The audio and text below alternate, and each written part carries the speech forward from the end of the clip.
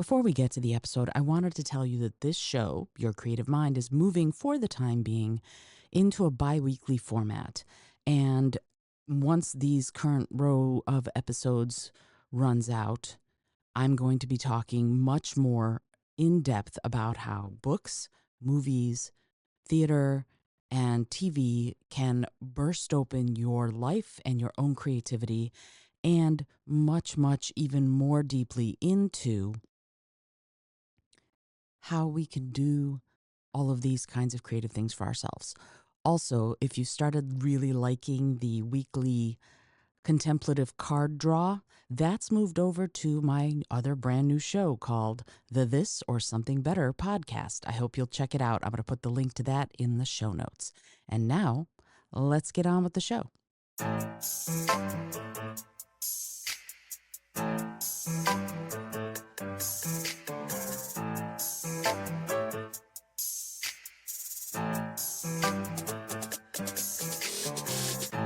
Hello and welcome to the Your Creative Mind podcast. I'm your host, Izolda Trakhtenberg. I'm recording this a couple of weeks before this episode airs. So just yesterday, and this is 3 weeks ago, by the time you're listening to this, I took a really great class with the amazing playwright Lauren Gunderson, who has written incredible plays like The Revolutionists and Silent Sky, and is adapting and has adapted Little Women, and is currently adapting Pride and Prejudice for the stage. And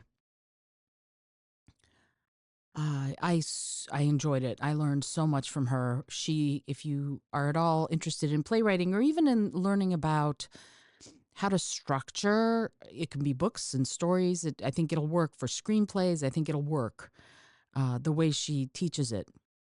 So stating that right there, I'm a huge fan. And I learned an incredible amount, especially for the play that I'm currently writing. And maybe by the time you're listening to this, the draft will be finished. I don't know. But she asked something that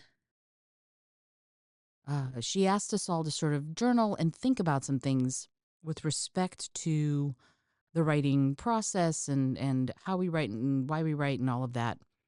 And one of the questions she asked was, what stops you from writing? And there are lots of things that sort of stop me from writing. I can get super busy. Hypothyroidism makes me exhausted. All sorts of things might make me challenged as far as setting aside the time. And I think that's what makes me write is the story that I want to tell is one that I want to tell. And so that's what makes me write. But at the same time, there are some things that keep me from writing or that will stop me writing. And I didn't speak up for the first few questions she asked, but I said, this one, I'm going to speak up. And what's interesting to me is I've never been able to articulate succinctly that answer. Because when I say my answer to this question, which is something that will stop me from writing, is that I don't think I am writer enough. I don't have the skills to do my idea justice. Everyone always interprets that as I'm afraid. And I think about it and I'm like, it's not that I'm afraid, because it's not. I will do it. I have gone through all sorts of crap like so many of us have in my life, and that's not what it is. It's I will overcome whatever fear there is, whatever objection there is, and do the thing. I remember in 1997, I had started playing the guitar and I had started writing, and I was sort of not emulating, but paying homage to my friend Al Petaway. And if you've been listening to the show for a while, you've heard his episode on the show. And if you haven't, go talk about a master musician, master person, amazing, amazing man. He sadly, tragically passed away a little over a year ago. But anyway, he was one of the top, I would say, top 5 guitarists of certainly the 20th century and probably even into the 21st, even as he got older. Amazing fingerstyle guitarist, but could play pretty much anything you put in his hands. Anyway, so I had started writing songs and started writing guitar parts for those songs.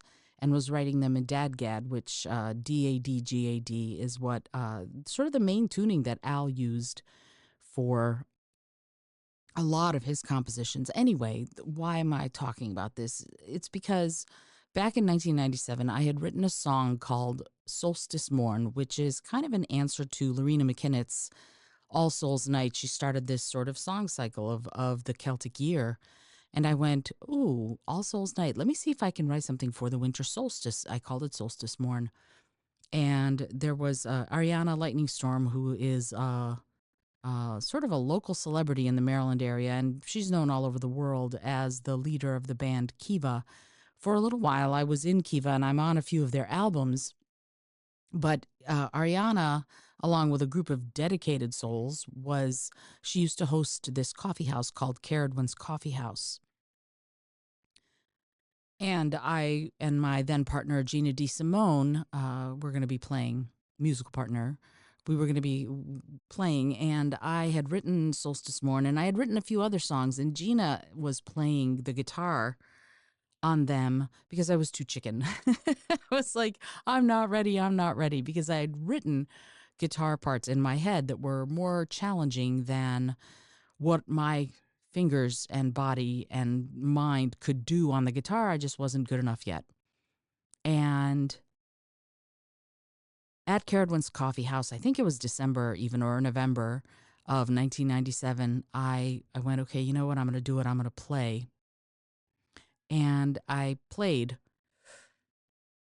with Gina. She was playing a different guitar part, or maybe she drummed on it. I don't remember. But anyway, I played the song with this very complicated, and in fact, I'm going to put the link to the video that I made for this song many, many moons ago. I'm going to link it in the show notes so that if you want to hear the guitar part I created, it's kind of complicated. And it was complicated then, it's complicated now. But the point was that I went, you know what, I'm going to do it. I'm going to play this song at the coffee house. And I played it. And I'm so grateful. People went wild. They thought it was a great song. And it was around the winter solstice. And so it was appropriate, blah, blah, blah. But they were incredibly wonderful. The audience, they loved it. And I said, you know, since you liked it, I guess I can tell you this is the first time I've ever played guitar out in public, as in at a gig. And people were, they applauded that, and that was amazing. And and then I started playing out and played and was a professional musician full time for many years, because I love it. I love being on stage. I love sharing music, and hopefully, as I go through this process of working on my scent allergies, I will be able to sing again and for many years to come. That is the goal, anyway. But the point for me of telling you this story is because that's what I mean when I talk about I don't feel like I am writer enough to do the idea justice. I had written this guitar part in my head. I knew exactly what I wanted it to sound like. I was going to say I knew exactly what it wanted to sound like, and maybe that's the more appropriate thing to say. Anyway, but I didn't have the skills. I wasn't a good enough guitarist yet to be able to do justice to the melody lines and the finger style playing that I had envisioned in my head. And so when I answered Lauren's question about this, that's what I was saying, is that I don't feel like I'm a good enough writer yet to do my idea justice. Just like with Solstice Morn, that facet of it, the am I good enough a guitarist, or should I leave it to someone who is just better, more skilled at doing it? And some people will tell you, no, you should do it yourself.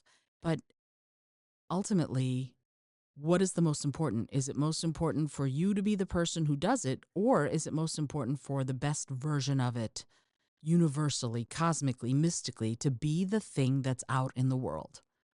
And that's a really interesting question. Like, what do we do with that information? And for writing this play, and I'm excited to write it, and I'm going to shout out Roseanne Limoncelli, because who, if you don't know who she is, go get Four Queens. That's her mystery novel, and it's fabulous. I love it.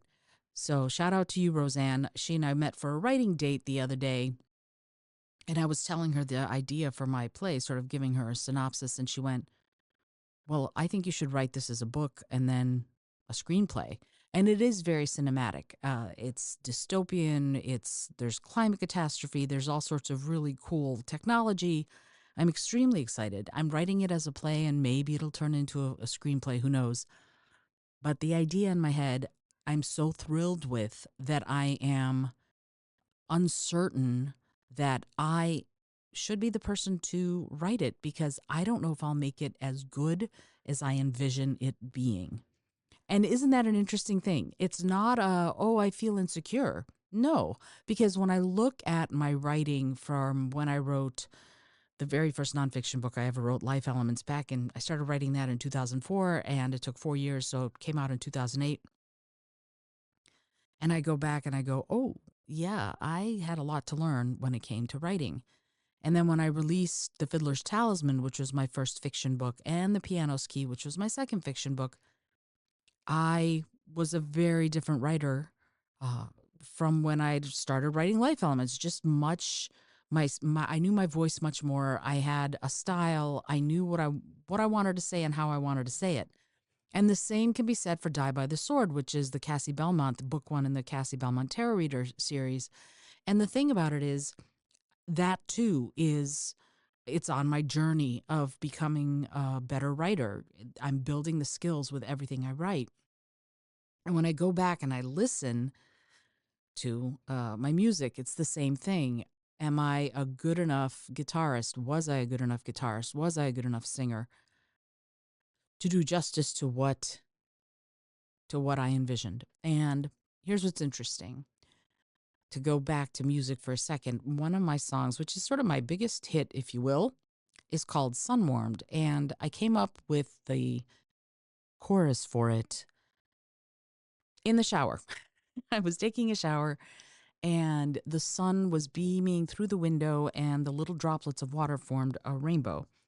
And I was also in the middle of reading what is now my favorite dystopian speculative fiction book called Gibbon's Decline and Fall by the excellent Sherry Tepper. And there's a quote in there that goes, "Find your sun-warmed stone, go there, build your house there, then reach down and pull others up." And if there's a sort of a life motto that I have, that's probably it. And so I started thinking to myself, oh, okay. And I started singing what it ended up being the chorus of the song. And it was awesome. It was fantastic to sit there in the shower. I probably used up a little too much water, but I sat there in the shower and just came up with the entire chorus to the song.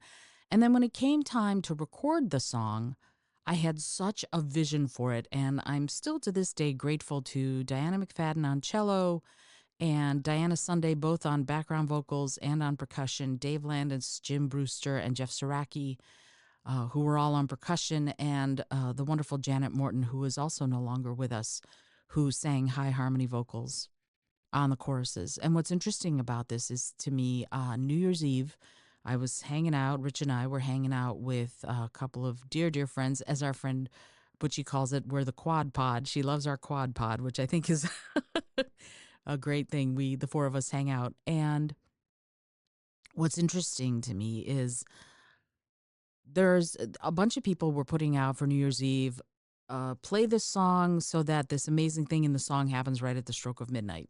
And I had heard In the Air Tonight was going to be, if you started at 11:56 and 20 seconds, the drum roll, the do-doon, do-doon, do-doon, do-doon, doon, doon, doon, happens right at the stroke of midnight. So I set it all up and we were playing, and the changeover to the new year turned off the Bluetooth. So it was just this really sad moment that ended up not being sad because Butchie went out and did the drum roll herself. Do-doon, do-doon, do-doon, do-doon, doon, doon, doon.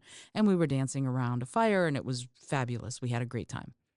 Why I'm talking about this is because I was a little disappointed that it didn't work out. And this year, if we do it again, I am absolutely going to do In the Air Tonight, and I am absolutely going to have an actual cabled connection instead of doing Bluetooth to whatever speaker we're playing, because then I will know that it won't go out of It won't go out of sync and it won't turn off. But Rich did something really wonderful. Rich is my husband. I talk about him all the time. Hopefully, if you're listening to this, you know that. What's interesting to me is he he had the phone and started he was trying to figure out what had happened, but then the next song was about to come on and he put on Sunwarmed. And I went, and it was so cool because it's a weird tuning. It's on my old Martin triple OM, which I don't have anymore, guitar, but I played it in uh, GCG which is a really weird tuning, but it's really fun. And I had such a vision for the kind of percussion I wanted, for the kind of cello I wanted, for the kind of vocals I wanted, me doing certain things, the two women who were doing background vocals and harmony vocals doing certain things. I had a real vision of what I wanted it to be. And on top of that, John Grant, shout out to you, John Grant of Secret Sound Studios, who I think has retired, but who is amazing, an amazing, amazing sound engineer, studio owner. Wow, he's great at what he does. Anyway, the big thing is that I have trouble keeping up with a click track. I don't hear it. I start getting too into the music and I stop hearing the click track. I need to hear a drum rhythm. So what we did for most of the songs on the album, for example, on Sound the Deep Waters, my first album, is we actually recorded a drum click track of what a drum would sound like, and then I would record to that drum like dun dun dun dun dun dun dun, whatever it was. We would record a drum track like from a synthesizer or a keyboard or whatever, and I know. And then I would record the song, but for Sunwarmed, I couldn't. I tried, but it had too much.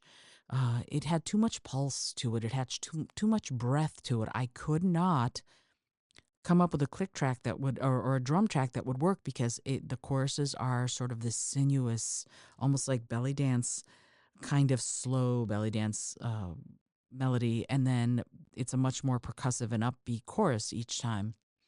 And then the chorus goes three times at the very end, but I knew exactly what I wanted.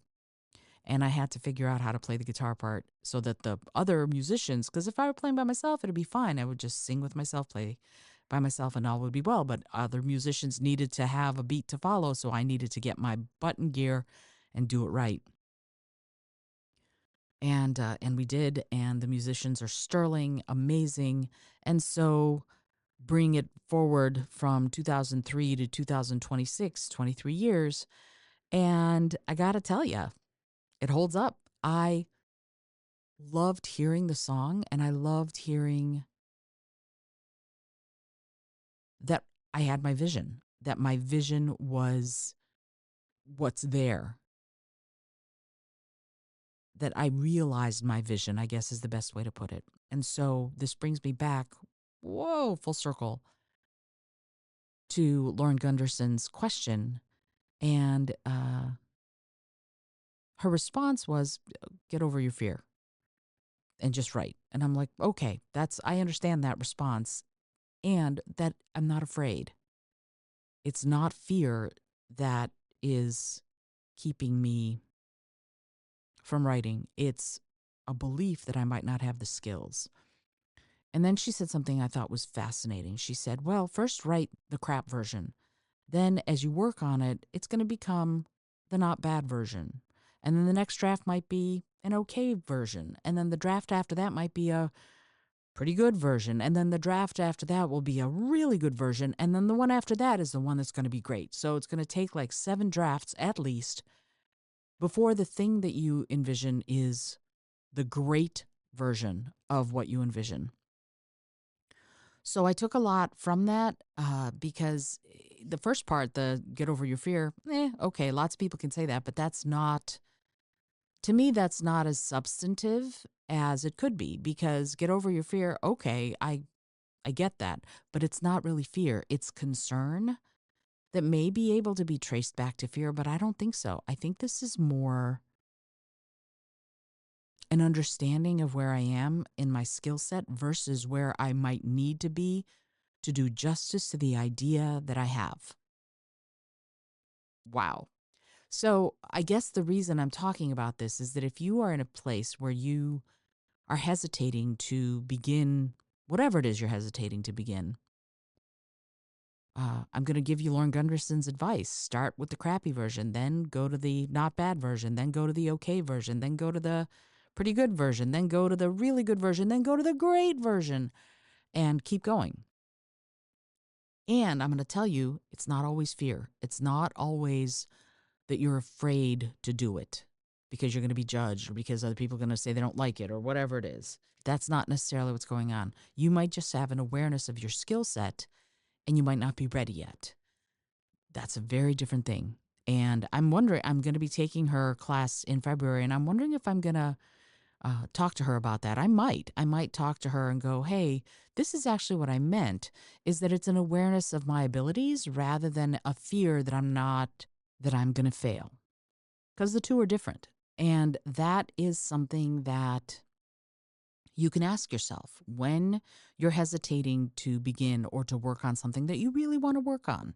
That is something that really has you excited, yet you're not doing it. Ask yourself whether or not it's fear of failure or whether or not it's an awareness of where you are in skill building. And maybe you need a little more time before you're ready to commit to doing it, before you're ready to have those skills come out. Because yes, you probably, and I don't know, maybe I'm wrong. Maybe it's do it anyway. Yet I have laid aside projects that I've come back to and finished. So I guess maybe that's it. Feel free to lay aside a project if you know you're going to come back and finish it when you have the skills to do it justice. There, I said it. All right, cool. I hope you've enjoyed today's episode. And this is Izolda Trakhtenberg for the Your Creative Mind podcast, reminding you, as always, to be curious, be creative, and most of all, be kind.